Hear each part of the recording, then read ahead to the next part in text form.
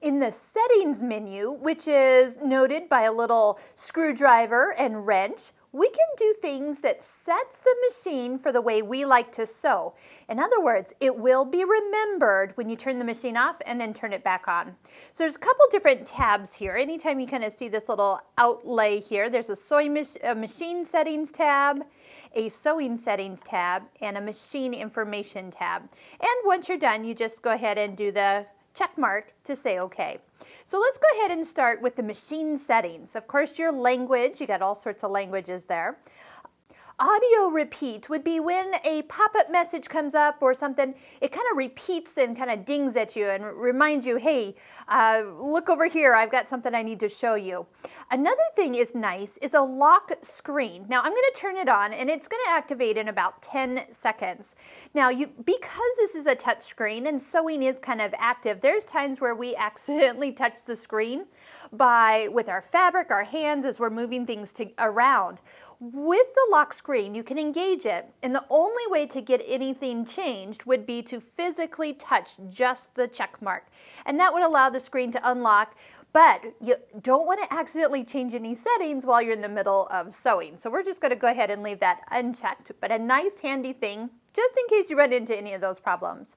Calibrate touch screen. If you ever find yourself where you are touching an area, but the icon to the side or north or south is actually being activated, it's just that there's kind of two screens here and they're just offset a little bit. You can come in here, calibrate the touch screen, just follow the directions on screen, such as touch the center of each crosshair appearing on the screen. So I can go ahead and follow it around, and with that, kind of get things realigned. All right, needle plate sensor. So this is that straight stitch throat plate that comes with your machine.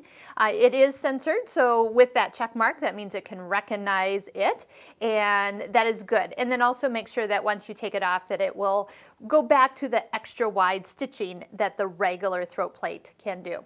Okay, let's go down to the sewing settings. This is where you're going to find for twin needle work.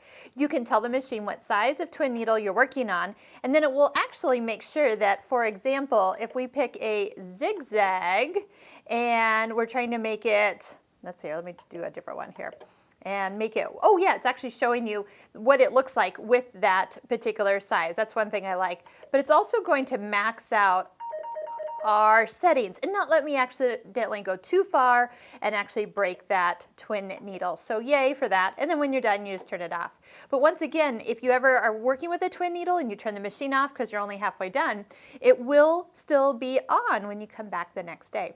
Stitch width safety. Now this would be something that if you go ahead and turn it on, let me show you, is that you won't be able to pick a zigzag. So if you're ever using a foot, for example, like the 1/4 inch foot, this would be a perfect time to engage stitch width safety, meaning it won't let you do any stitch that goes side to side, which means you don't break the needle. Awesome. All right, so let's go ahead. Let's see, did I leave that on there? And stitch width safety, so we'll undo that. Pressure foot pressure. There's times where I will reduce my pressure of my foot coming down on my fabric. If I'm working on really stretchy fabrics, I might come down a ways, almost so instead of the foot pressing, it's going to go gliding and not pushing those two layers, sometimes keeping them from moving around. So if you ever need to go reduce it or increase it, you can go ahead and change it there, which I do like. Automatic presser foot lift. So each time that you do like your scissors or your needle down, you know, with the needle down, the foot pops up and actually lets you pivot. Well, if you don't want that to happen, you can just uncheck the box. This would be another place to uncheck that box if you're using the knee lift, the part where you can actually lift and lower the presser foot with the little bar that comes out the front of the sewing machine. So use those as you feel that you need to.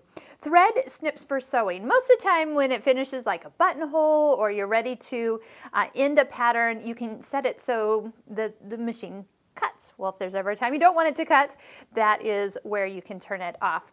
Now the last one's not a big deal. Machine information has like the software version and licensing information, so not a great big deal. that's in here. So don't worry about that. But really those first two are where you're wanting to be. Check out the settings, try them out, see what works for you. And you never know, every store is a little different. So some of those features will really be handy as you continue to use this machine to its fullest.